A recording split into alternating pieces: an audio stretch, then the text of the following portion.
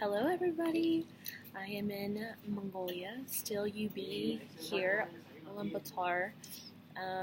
We actually just got back from trekking. Our trekking experience was cut a little bit short. I will get to that story soon, but this is the last time that you'll see my face over video for a while until I come back. You're going to see me soon. Okay, so a couple of updates on stories. The girl that I met with, she came and sat with me and Sam in a coffee shop. She accepted Jesus right then and there in the coffee shop. Okay, so then we discipled her, right? And then we took her to church like the next day. Maybe it was 2 days after, and she went to church and she just loved it. Come to find out, she went to Wednesday night church by herself, like showed up, just went by herself, got involved in church super quickly. I introduced her to people there, and then Sunday, I was like, hey, meet me in front of the same spot that we met out, I'll go with you to church again. Instead of us, like, picking her up around in the taxi, we ended up walking to this car, and she was, like, talking to this lady, and I was like, it's weird that it's a lady, like, taxi driver, and I was like, oh, who is this? She's like, oh, this is my mom. Is it okay if she goes with us to church? And this is my little brother. And I'm like, yes. And so they got to go to church with us, and she's just in a really cool, like, spiritual journey. Okay, so that's that update on her, and she's just, like, loving Jesus a whole bunch. A church back home has been supporting me, and and I was able to buy her a Bible and give it to her in language. Yes, I'm in a cafe, so you're probably hearing other people speak. Sorry. Okay, so then the second thing I want to talk about is, like, there is this guy, Andrew, and I think Andrew and Preston met him, but he was on drugs,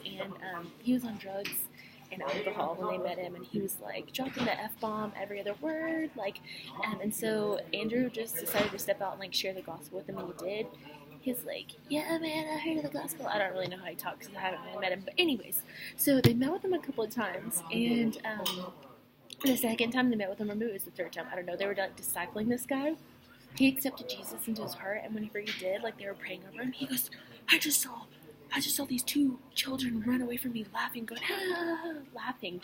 And he said they were holding hands and stuff. And so two demons just left him. And he's like, man, that was crazy. So this is how the guys are describing it. And so it was just, like, the coolest thing ever, like, just to see God working, God moving here in Asia. And he's been just crazily moving, and it's just been so awesome. Okay, so now to the trekking experience. So we had been looking forward to this trip because we've been in UB for like 2 weeks, right, before this trip. And so we got together, we made like a 14-day trekking out into the middle of nowhere where nomads live, where nobody goes, like there's no roads, like paved roads, no nothing. Like one day we were out, we rode on like a back road, like not even a back road, okay, like there was no pavement, it was just like across this, like the desert for 10 hours, like going over, like it was crazy, like so crazy. And so like we did that for a while, but anyways, we'd come upon these like nomad families and stuff. Before we left, a guy from our squad was able to give us Bibles, and so we were able to take Bibles with us and like hand them out to people out in the middle of the desert. So anyways, it's supposed to be a 14-day trek. It just ended up being 9-day. So the first like 4 or 5 days was just us like traveling to these different locations and stuff, and like we were able to like pray with people and give Bibles out, and then it comes to horseback. So we were going to go horseback riding and camping for 4 nights, 3 days, 4 nights, and then come back and then finish up our trip. So we were on this leg of our race of trekking. And we're headed out, and just crazy stuff just started happening. The horses started acting crazy. Some things happened. We went. It was so fun. It was very open. It was in beautiful land and beautiful country. But on the way there, just like weird things happened. And then we got to the camping site, which was right by this river. It was so beautiful. And our tour guide that we had been with this whole entire time, we decided, hey, we need to share the gospel with him early on, because we're going to have him translating for us, and like to these people who don't speak any English at all, and like we need him to understand like what we're saying. So he was so like into the gospel, and like never heard, like people here have never really heard of Jesus, and like they don't know anything about it. Like they haven't even seen a Bible before. Like we would hand Bibles and they would be like, oh, what is this book? And like, seriously, it is serious business, and it's really crazy that like we get to tell people about it and like show them what the Bible is and stuff. Anyways, back to our translator, getting really off topic. But so we were able to share the gospel with him, and then we invited him to come and worship with us one time in our yurt. Like, we lived in yurts. You got to look them up. They're really awesome. They're these houses that literally people live in. Like, a yurt is like a dome, white circle thing. You got to look at it. It's like what people really do live in those still here. So we were like in our yurt, and we were like having a worship night, and he's just kind of like copying like what we're doing, swaying back and forth, like clapping and like snapping, and we're like praising Jesus and lifting our hands, and he's kind of like doing the same thing we're doing. I'm like, oh, I'm sorry, Monkey, like, hey, do you know like what we're doing? And he's like, I was like, I like totally forgot. Like, he's like a newbie. He doesn't know anything. So I was like, hey, so like what we're doing is we're like just showing God that we love him so much, and we're just saying praises to him. Like, we love you, Jesus. Thank you for blessing us. Thank you for keeping us safe. Like, we love you so much. Thank you for coming and dying for us. And he's like, oh. So he throws up his hands. He's like, it's okay if I speak in my own language, and like throws up his hands and starts just like saying, Jesus, I love you. Like all this stuff, and just starts like praying in his own language. It was so cool. So fast forward to the like horse riding.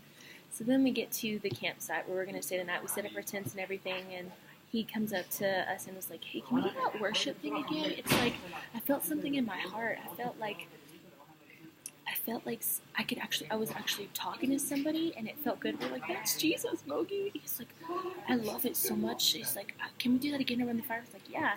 So we brought him to the fire, and we started worshiping along with these two other people that were there with us that were helping with the horse riding, and we started worshiping. And then I was like, you know what, Mogi, it's like, it's so easy to just accept Jesus. Like, do you believe that he died for you? Do you believe he's coming back for you? Like, you know, to make this full circle, like, you need to just confess your sins and believe that God can take that away from you, and like, that's when Jesus came for you. And so he's like, so we just said a prayer when we accepted Jesus, and we just started like crying and like hugging everybody, and then we worshiped Jesus. It was the coolest experience around a campfire in the middle of nature.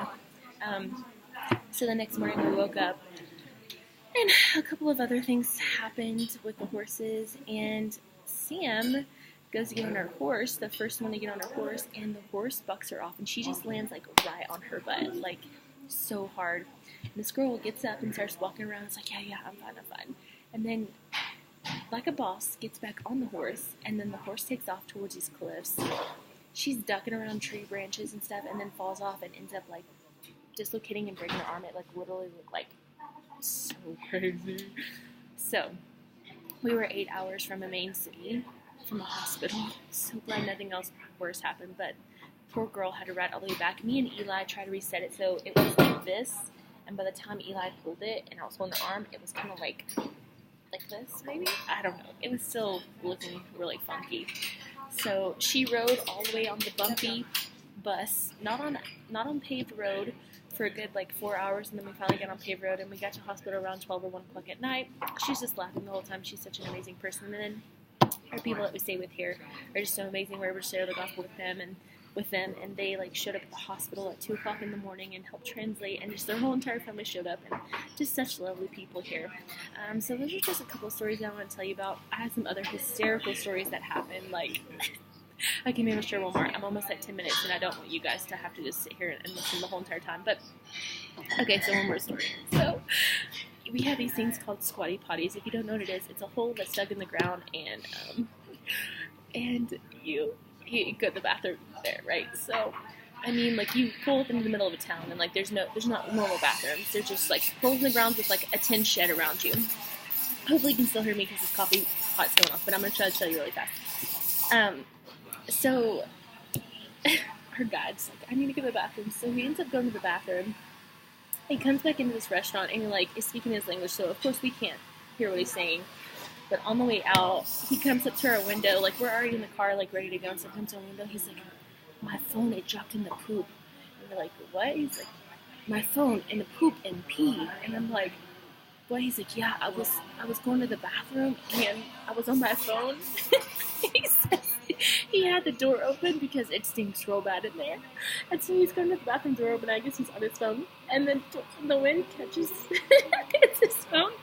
His phone drops down into this like 20-foot hole, and his phone is in the poop and pee. Oh my gosh, it was so funny.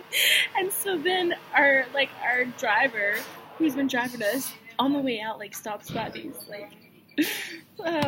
these bathrooms and goes to the trash and gets like this long iron and tries to stick it down into the hole, and they ended up recovering his phone. Maybe I'll post pictures later, but it was really funny. And but saved the phone. It's awesome. It's still working. It's amazing. And yeah, it's just such funny stories. There's so many other stories. But anyways, I love you guys so much, and I'm coming home. I'm excited. I'm sad I'm leaving and leaving different cultures and stuff. But I mean, God has just changed my life, and I don't know how you can have a changed life after this year. But be home soon. And I love you guys so much, and next time I see you, we'll probably be face to face. Love you guys. Mwah.